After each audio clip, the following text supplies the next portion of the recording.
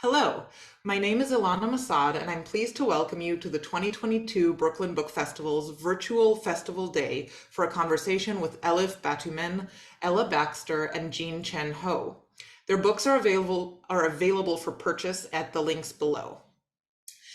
Before we begin, I just want to introduce everyone really quickly. So Elif Batuman's first novel, The Idiot, was a finalist for a Pulitzer Prize and was shortlisted for the Women's Prize for Fiction in the UK.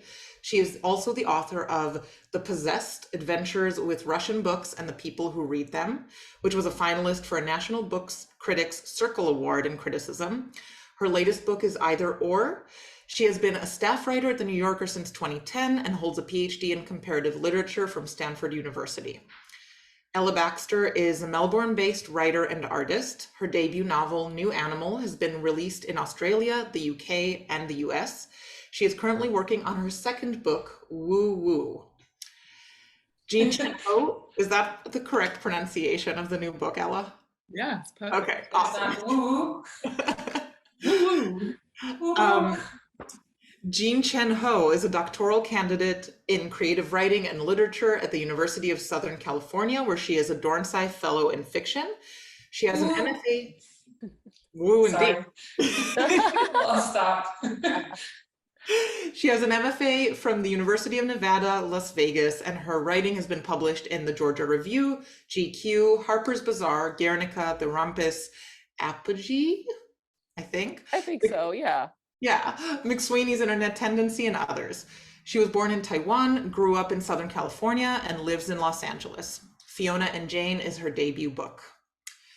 So I just want to say first how much I love all of your books so deeply. They're all right next to me. And again, a reminder to people who are watching, you can purchase their books below. So this panel is called Growing Upwards, and I've been thinking for a long time about how adulthood is a kind of social construct, in my opinion, more than anything else. But my first question to you all, as both writers and human beings, is what do you think that growing up really means? And is it possible, or is it a narrative we tell ourselves? And what is your approach to it in writing and in life? So if one of you wants to jump in when you're ready, and I can then transition you to the next person. Oh, geez, this is a hard question, Ilana. Sorry. I'll start. Is growing up possible? I mean, I guess so. I mean, like our bodies prove that, right? Like in chronological time, but I think that I don't know. There's like different ideas I have about what it means to be a grown-up, and parts of me feel like I'm there, and other parts feel like I'm not, and I don't want to be. So I don't know. I'll start there, and the next person can go. Yeah, awesome. Thank you. Ella? I started writing Either Or. Either Or is about someone who's 19, the year she turns from 19 to 20. And I started writing it when I was 40. And one of the things I was thinking about, I really like what you said about how growing is a psychological construct. Although one's body does deteriorate. Yeah, I don't know if you can see all my gray hair, but it's there. But one of the things that I was trying to recapture in the book was that feeling of the things that you read at that age, at 19, 20, affecting you, or my experience of them affecting me more than anything that I read now affects me. And that period of just like learning all of the rules and of not knowing them yet, and of how kind of supercharged that makes everything. And part of the project for writing was to see if I could get back into that state. And And also it's kind of like a truism or something that we accept, which is that we lose our ability to respond to things that way. And I'm curious to what extent that is an idea we have and or a protective mechanism or some combination of those things, and can we actually get back to that immediacy? So I'm interested in. Yeah, thank you. Ella?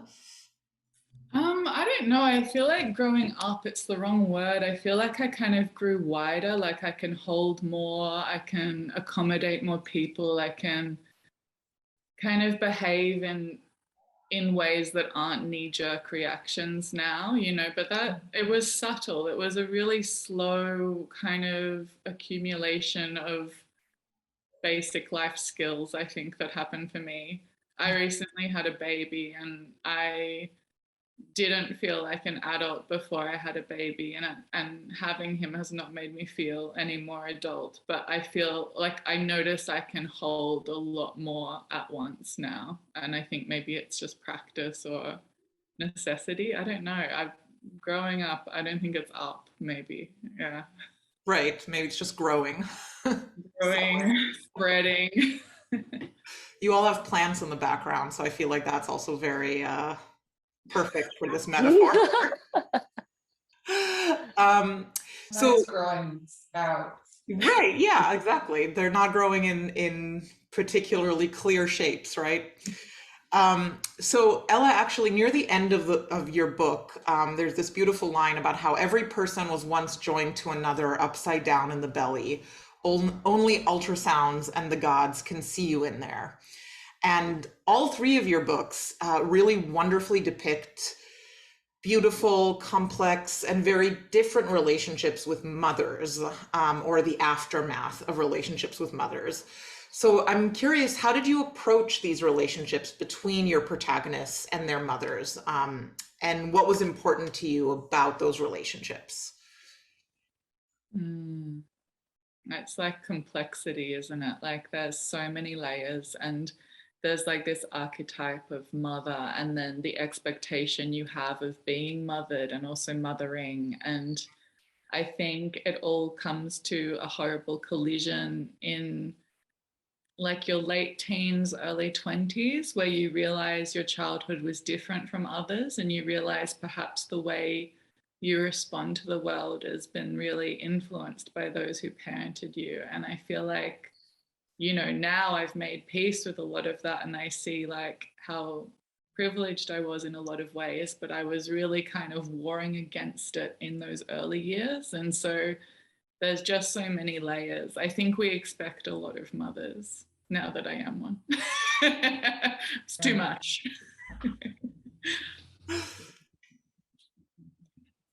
Yeah, I guess in my book it was so the project of writing it is something that I started in 2017, which was at this time like Me Too was happening, and it was like a lot of women were revisiting their pasts, and you know, like our early sexual history, and what did we think was normal, and do we still feel that those things are normal, and how did we get those ideas.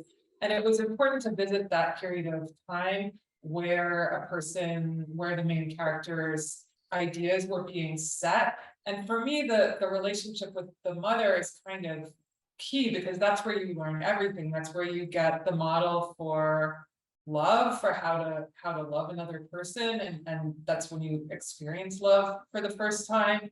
But it's also where you first experience power and power dynamics, and you also see the way that your mother handles these, you know, romance and I don't know, kids are believed to not notice these things, but I think that they totally do. And yeah, so the mother relationship had to come in for me. I wasn't originally planning to write so much about the character's mom, but yeah. And then another part of it was it's a college novel, and getting to college, like the exact thing Ella was talking about, like you meet other people and you kind of realize that like you've all had a different deal growing up, that some people are expected to like, just in terms of finances even, you know, some people have pocket money, some people have to work a job, some people are supposed to repay their parents for their tuition, other people that's like not even on the table, some people have to go home all the time, other people it's understood they want, and you're like, wow, it's like we all came from some different facility with different rules, but nobody ever told us what those rules are, and those are really going to govern the rest of our lives. But like, how do we know what those expectations are, and why don't we ever talk about them? That's something I've been thinking about a lot too. Thank you. Yeah, I mean, I think what you just said also resonates a lot with me. And when I was thinking about, so my book is about two best friends who, you know, they grew up together and then they sort of have a falling out in their 20s and they come back together in their 30s. But Fiona has a really close relationship with her mom, like almost pretty much like codependent. Her mom is a single mother, and you know, I wanted to write them almost more like siblings because the mom was very young too when she had Fiona. And then for the Jane character, she wasn't very close to her mom, but because her father, you know, left their family, she was like, that was the only parent. She kind of, you know, you had to like make do with what you have, right? And so she's always had a very contentious relationship with her mother. And through the friendship between the two girls over 20 years, I wanted to play with what you think your relationship to your mother is like versus what it seems like to somebody on the outside. So like one thing I was really interested in was like Jane, who's not close to her mom, would always feel sort of envious of the relationship that her best friend had, because she was like, well, you can tell your mom anything, you guys are so close, you know, you can really talk to her as a person. But what Fiona wanted from her mother was like actually a parent, you know, and so she was envious of Jane's relationship and like going over to Jane's house, which was like always really neat and tidy. And you know, like, you know, what Elif you're saying about like some people have pocket money, some people like have to actually work and then support their parents, and it's sort of all of those things that you absorb when you're younger, and then as you grow up, I guess this is leading to your previous question, you know, you have a greater sense of what your parents were going through as adults. So yeah, that was definitely something that I wanted to really dig into when I was writing the book. Yeah, thank you. Yeah, I sometimes think about how shocking it is that I'm like older now than my mom was when she had me, and like Yes, how on yes. earth, how did she do that? How do people do that, right? Okay, so I have a couple like specific questions for each of you, but feel free to chime in if it resonates with the others. So Elif, your about page on your website includes the description of how, with The Idiot, you had the experience of promoting a debut novel about your first year of college at age 40, as you mentioned earlier, in an America in which Donald Trump, a familiar figure from your childhood, was somehow all of our ruler, which very bizarre that we all lived through that. It's been 5 years since The Idiot came out, and I wonder, how do you feel like you've grown, and how has Selin grown in writing, either or? Have I grown? That's wow. I don't really think about that much. I mean, my life is just really different now. 2017, you know, another big difference for me was it was my first year in a not heterosexual relationship. And I don't know that I, you know, started having a queer identity just like that. It was just, I didn't really think about it that way. I just thought about the relationship I was in. But now I definitely feel like I do. And I feel a lot more, I don't know, my concerns are more political than they were at that point. It's a transition that started happening in 2017, and it kind of kept going. I'm now in the middle of this kind of like, I went through this crisis about novels, where first the experience of being on tour with The Idiot made me realize like, oh, I actually have to write a sequel, because I didn't explain how that book was actually about her depoliticization, and about how and it's a very autobiographical book. So about how I made this choice of pursuing a life that was defined by literature, and I thought of it as being separate from politics, but of course that was a very political choice, because what's more political than how young women are steered away from politics? And that's something that I've been engaging with more and more. And I've also, I spent my 20s and 30s really engaged in the study of Russian literature, and I've been revisiting those books a lot. And one thing that's changed in those years has been the Ukraine war. I went to Ukraine for the first time in 2019, which was, Ukraine was not really on our radar in the US. It wasn't on my radar. And, I got there and I was this person who had written 2 books. One's The Possessed and the other's The Idiot. And people were like, nobody here wants to hear about Dostoevsky now, because that's the same rhetoric that's in the fake news that's just justifying the occupation of, Crimea and the war in the Donbass. And I was like, what are they talking about?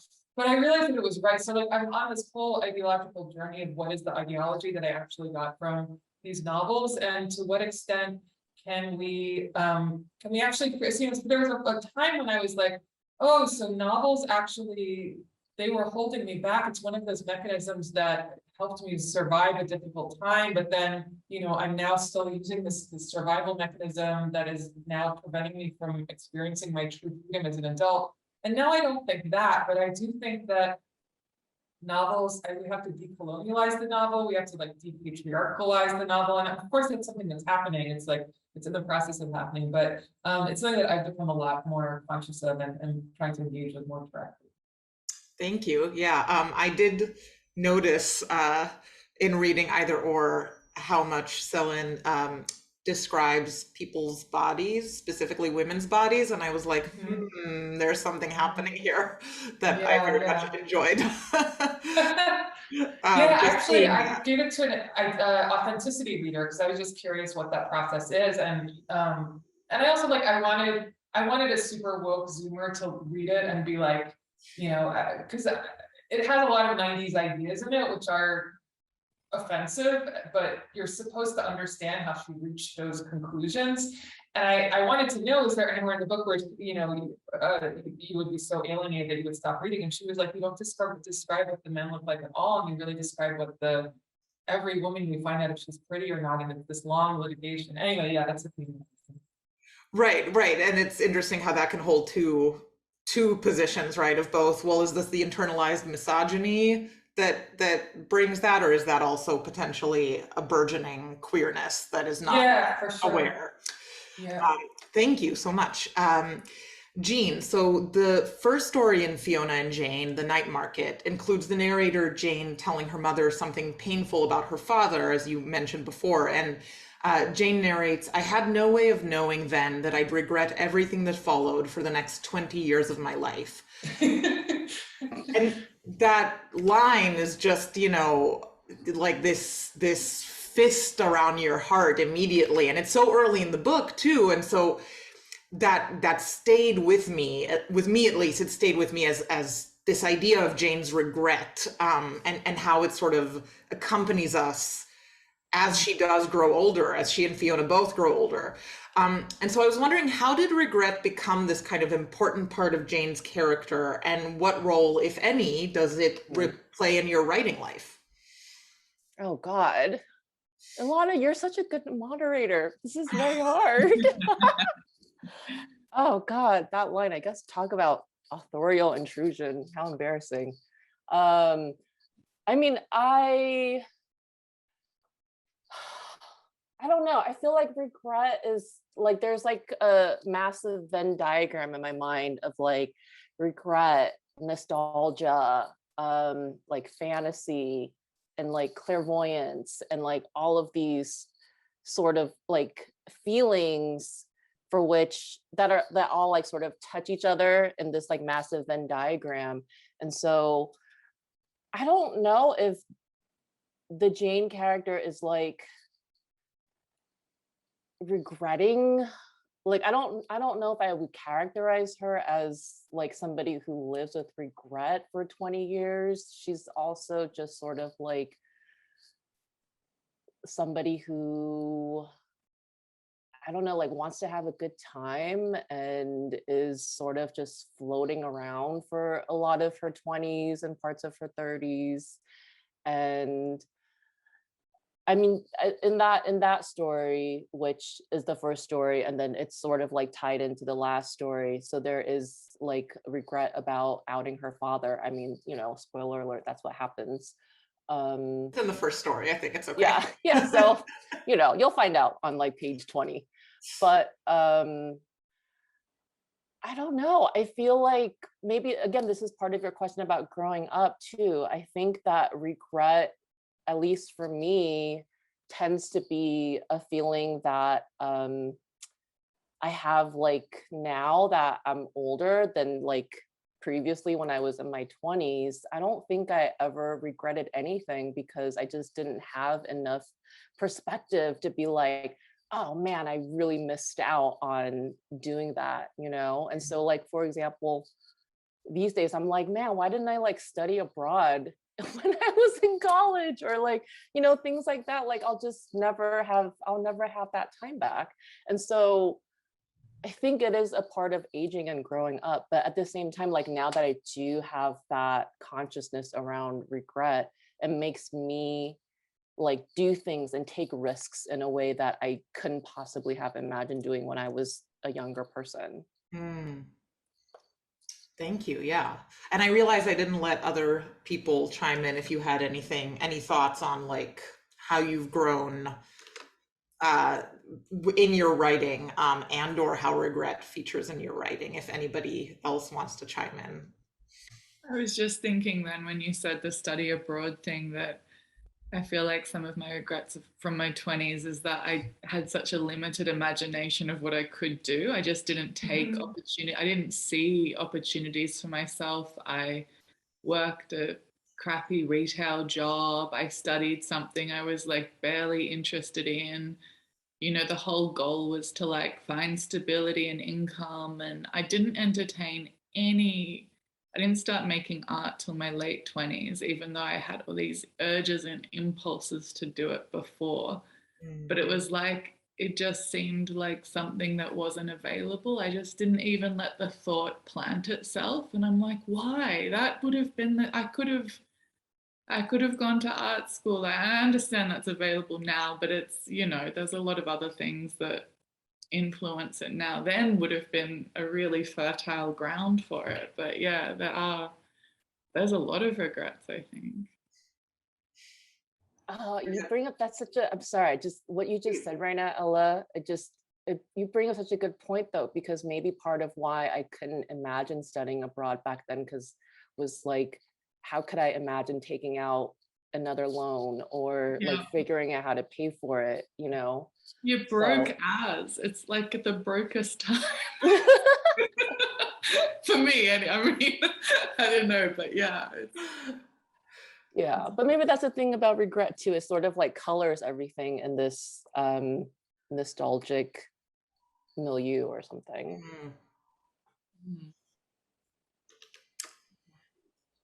Okay, so Ella, back to you. So your book, New Animal, begins with a sex scene, and yet we're so deeply inside the mind of the narrator, Amelia, who is a cosmetic mortician who applies makeup to the dead. So another sort of body situation there.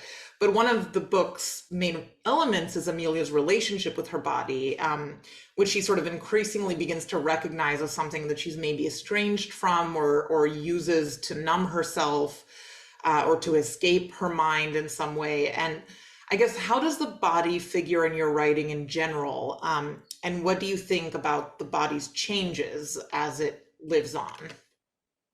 I feel like my relationship with the body is ongoing and it comes through in all my writing. I feel a lot of the time like a disembodied head, and I've had to learn how to look after a body, you know, like feed it and clothe it well, and you know, like all these things that I think have come naturally to other people really took me quite a long time to learn. I feel like you know, when you come from a background that has maybe had traumatic experiences or times, I mean, for a long time, my body was not a safe house for me. I didn't feel like I could be inside it because I didn't understand it, and it just didn't feel comfortable. So I think in a way you sort of zip out of yourself at that point, and you can for a long time exist in two states. And especially when you do things like write, because you can sit down at a desk and that's just your head, that's just all head. You're not even in the chair sometimes. Like sometimes I'll finish writing and I'm like, oh, I've got to go to the bathroom. Like I have to actually, I'm craving sugar. Oh, I've missed like you can really get into that state. And so I feel like there's a lot of tension between my brain and my body still, but it's lessening as I get older. Yeah. But I still keep writing about it. In my new book in Woo Woo, I've had to tone it down a little bit because I'm like, I can't just keep like beating my readers over the head with my own kind of crap. I've got to let other ideas blossom here. But yeah, it's something that I think about all the time. Yeah. Yeah, and I feel like the body actually features also in Jean and Elif's books as well, in different ways. I mean, in Jean, in your book, we're seeing these girls become women and sort of the ways in which they learn how to use their bodies and how their bodies are being read by others, and what they can do with it and what they want to do with it, and maybe the differences between those two. So, how were you thinking about the body when you were writing? Gosh, I think that I wanted to write a book that was about Asian American women having joy and pleasure. You know what I mean? Like I definitely, that was like top of mind when I was when I was writing this book, because certainly there's like a lot of sad, traumatic things that happen in this book to both women and to other characters in this book.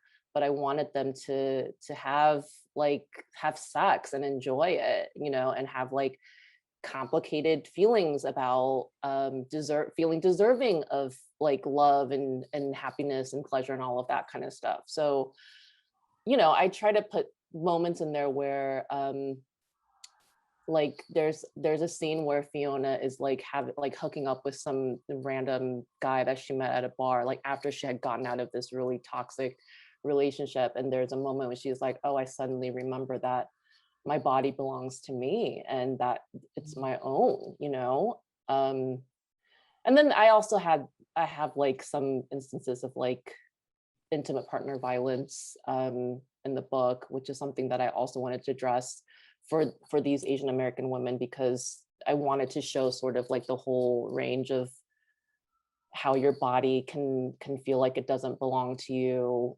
and like what comes after that, right? So yeah, those are some of the things I was thinking about. Thank you.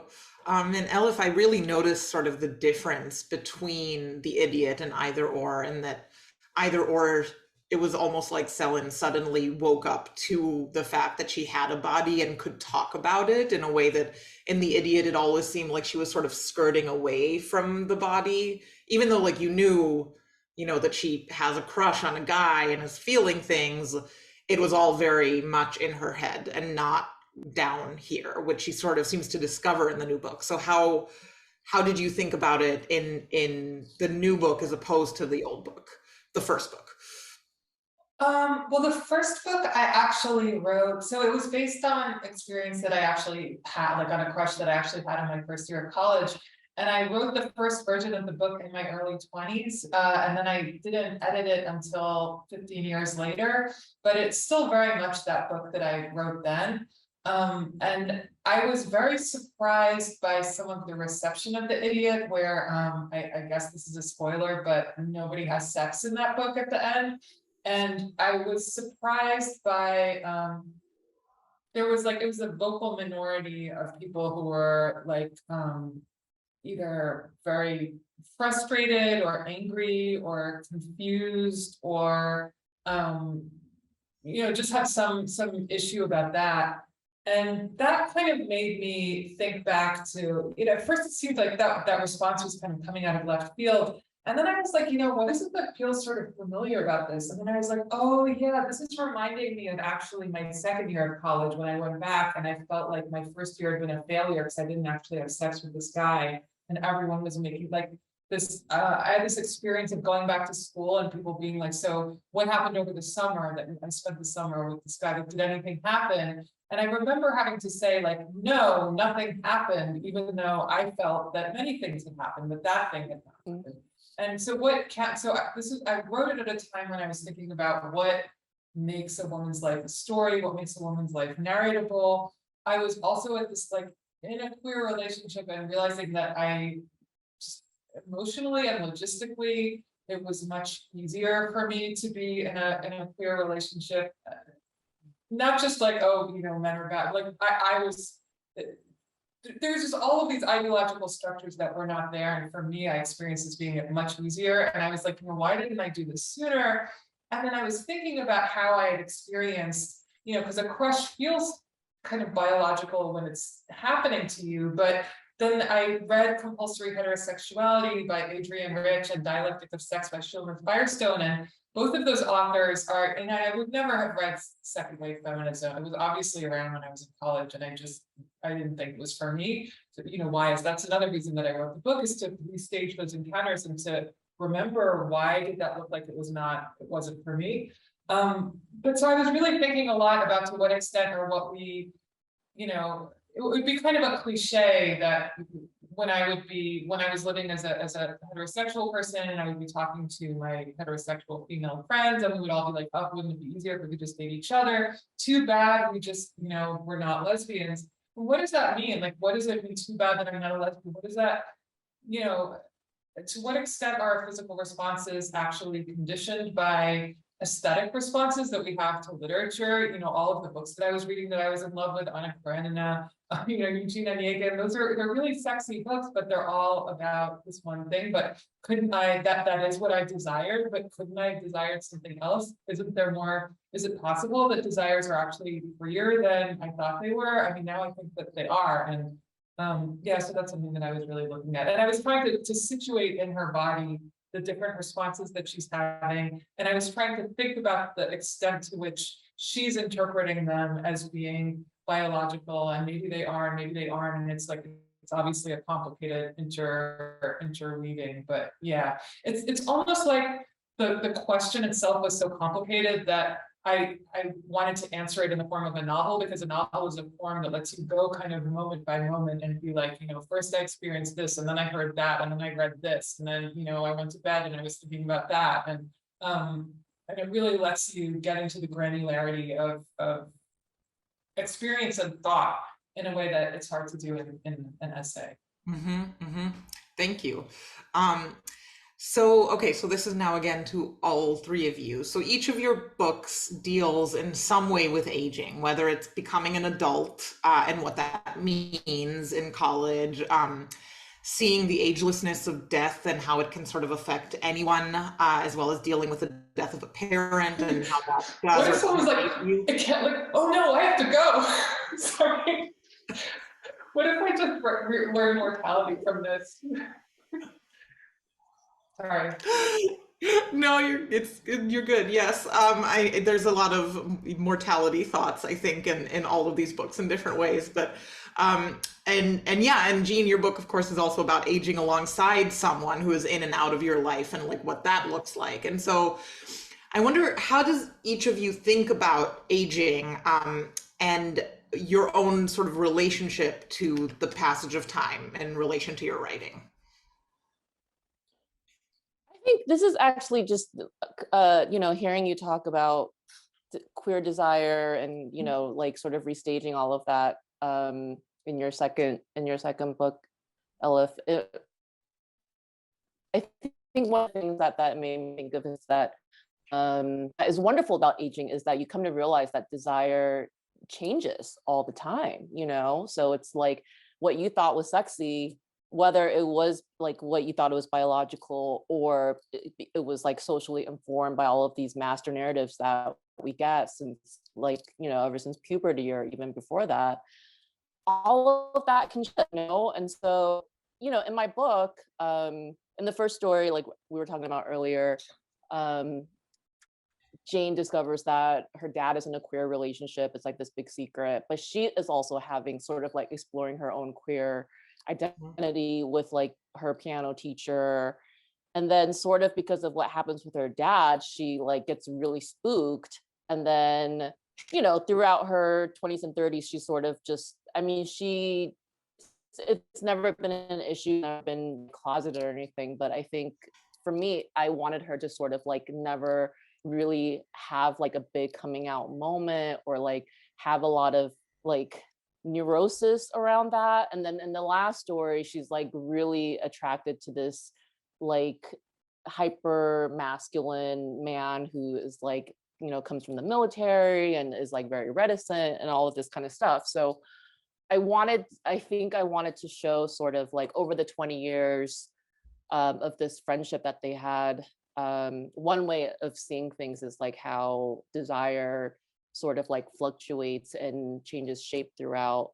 And I think for like Fiona, she's somebody who is sort of like very straight and like wants all of those like straight milestones, like, you know, getting married and like getting a stable job and having a family and all that kind of stuff. And so the two of them sort of being at odds about that was something that I was interested in. And it's actually something that I've experienced too, because like I am a woman in my early 40s, like I don't have kids, I don't have like a monogamous partner. And like in the last 10 years, especially, I've seen my friends like start to have families, and not just straight people too, right? It's like everybody like of all sort of erotic configurations, like they want to have a family, and there's like different ways of what that looks like. And I think that's really been a beautiful evolution that I have loved experiencing. Thank you. I feel like just going back to what you said, I feel like in New Animal I really tried to write the mindset you have when sex is performative. You know, there's that real, and I think it's lying to yourself a lot, because even though you know on a level it's performative, you also don't. And there's that engagement with it as if you're in control or as if you're not in control. But there are all these really superficial decisions that get made almost before the act has even like Yeah, now I'm gonna be out of control. Like, yeah, that's me. I'm just wild, you know, hectic, perfect. And it's like, wow, are you wild? I don't know. But it was hard to write a character who was in that state, because I had moved beyond that state when I wrote it. But it's hard to put yourself back in that mindset, because it is such a strange place to be. And what you're saying, Elif, also reminded me of a conversation I had with girlfriends a little while ago. And we were talking about desire and being turned on, and how like lacking porn was. And, you know, what were people like getting off on? Like, what was the thing? And it was so weird. Like, amongst six of us, a lot of this thing came up about place and time was a real turn on, or song, or like things that were actually completely not about a person or the body. It was like this atmosphere. And at the moment, like spring has just started here in Melbourne and the city is on heat. Like, you know, it's not that warm and people are walking around shirtless, you know, like there's this like, you know, anemic hum of like woo, woo, woo. You can just feel everyone's genitals suddenly, and it's like, oh my god, gotta get home. But like, yeah, it's just desire is so changing. I'm really excited about it. I think one of the good things of aging is desire, but you know, we'll see where that goes. yeah. I guess I don't see aging as, I don't know, turning 40 was a really big deal. I'm now 45, but so yeah, it's gonna be like 50. The time is going really fast, but I actually feel like the passage of time is now, I feel like it's getting easier to write because it turns out that the content of all writing is actually things coming back. Like that's what makes it a narrative, is that there was this person here and then, 15 years go by and you meet that person again and you're like, oh, this is how people write those short stories that are like, then I met them again and drank a cup of coffee. Like it just kind of writes itself. And I guess like when I saw this also revising writing the first draft of The Idiot, and when I wrote it in my early 20s, I just kind of thought I was transcribing unmediated reality. And then revisiting it at age 38 or whatever, I was like, oh, like I see what this is. This is a historical novel because all of these things have expired. The internet doesn't work like that anymore. Like all of these things are different. And there's a way that all novels are kind of historical novel. I don't know if you think of it as a tradition that started with Don Quixote. This is something that Lukács says in the theory of the novel, that the novel is about the expiration of something that you thought was a transcendental, like a transcendent, universal, unexpiring mode of being. So Don Quixote was about how the chivalric romances and the stories of knights that seemed like they were timeless and existed out of time, that actually if you went to someone who was living at the very beginning of industrialization in Spain and he decided I'm going to live like that and put on his cardboard armor and went out and looked for a giant and then instead he ran into a windmill, it would just, the result would be ridiculous, and that what you're actually seeing is the outdating of something that you didn't know could be outdated. And it's been so productive for me to see. I mean, for me, I guess those values were the values of the 90s, which, like, let's face it, were not awesome. And I just love seeing them being outdated because I used to think that that's just how things were. And it's not only that you get to see, oh, okay, so things aren't as dark and cynical and joyless and adversarial and kind of zero sum as I thought they were. But also on top of that, however I think things are now, they're not like that. Now we're just another one. You can kind of, once you live through one outdating, you can kind of imagine more. And then, I guess if you're lucky, you can like live through another couple of them. And yeah, that seems pretty great. Yeah, it's weird how we all live also in the technology era where this technology is changing so much faster than it used to, that we really all will have, we'll all have eras of like remembering, whether it's Unix or LimeWire or Napster and now Spotify, like all of these things that eventually will not exist probably. Ella, I'm sorry, you had something to say as well. Oh no, I've forgotten. Oh no, I'm so sorry. No, I was so into what you're saying. No, I can't remember. Sorry, my brain is a sieve. That is a-okay. I think many of us have started experiencing that during the pandemic. So that's sieve-like brain.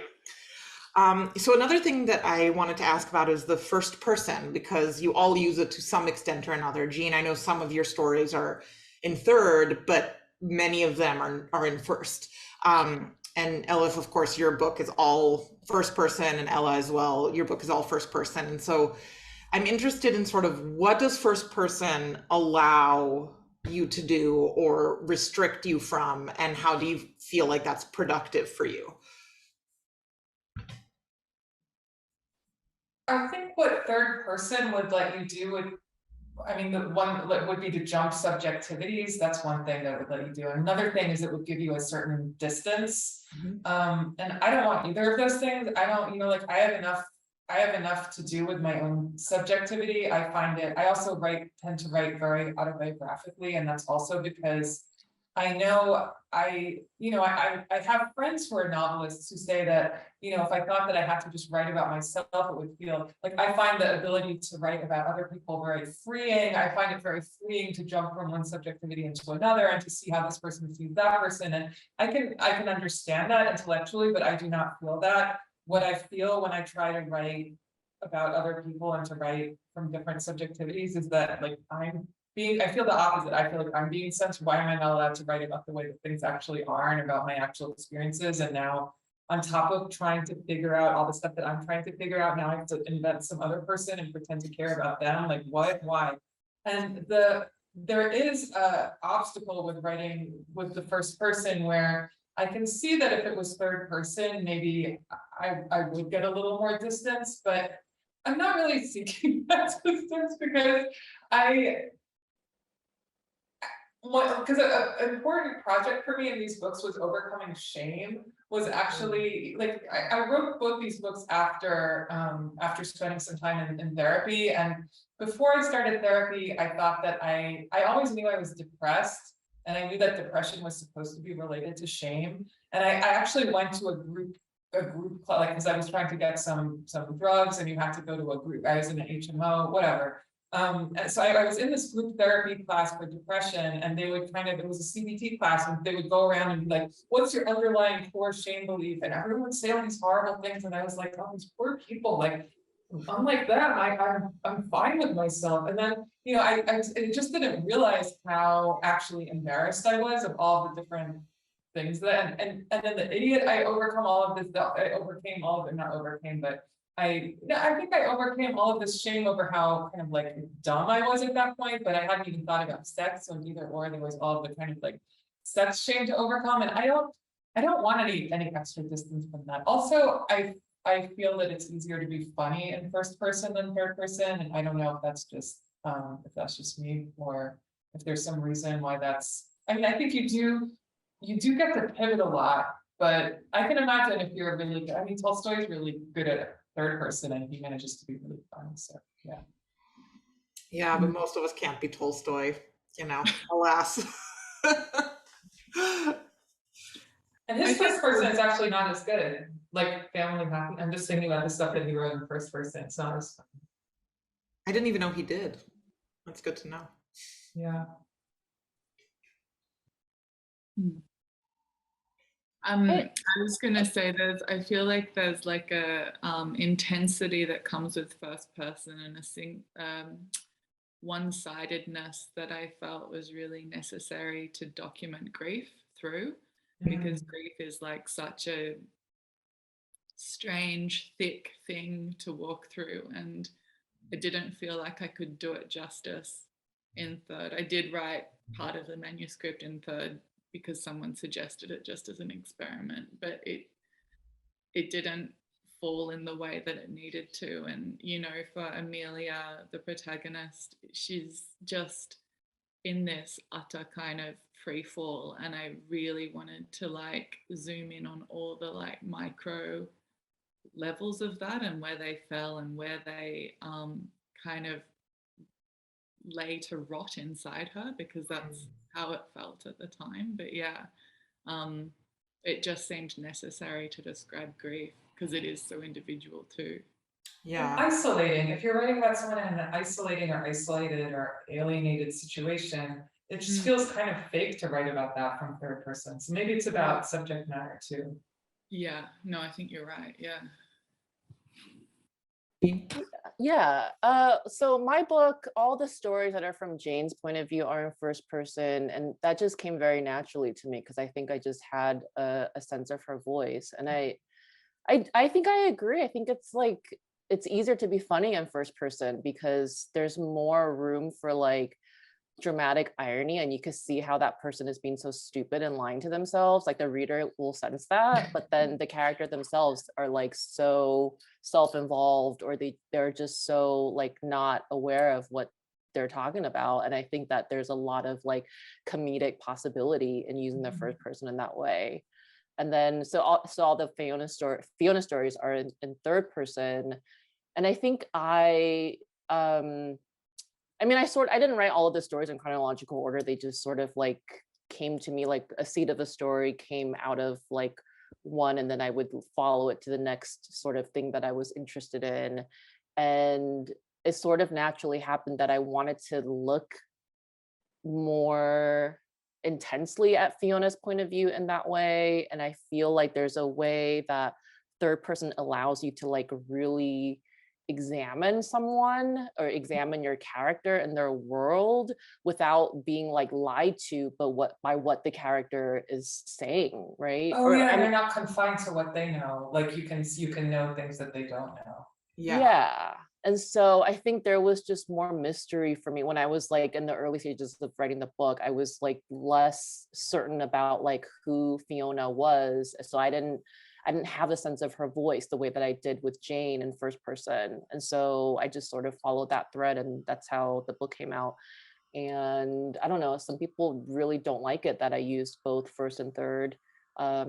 But hey, that's, the book is what it is. So Yeah, fuck 'em. yeah. I believe that we are basically at time, from what I've been told in the chat. So I want to say a huge thank you, Elif, Ella, Jean, and please, everyone who's watching this, remember again that you can order the books in the link below, and I highly recommend that you do because they are all so good. And I'm a book critic, so you should trust me. And please consider making a donation to the Brooklyn Book Festival, which this year is celebrating its 17th year of presenting free literary programming. And a reminder that if you are in New York City next week, the in-person festival takes place on October 2nd in downtown Brooklyn, and it's very fun, so you should go if you are in New York. And thank you all so much for doing this talk with me. Thank you. you. My Thanks. pleasure. So much fun. Yeah.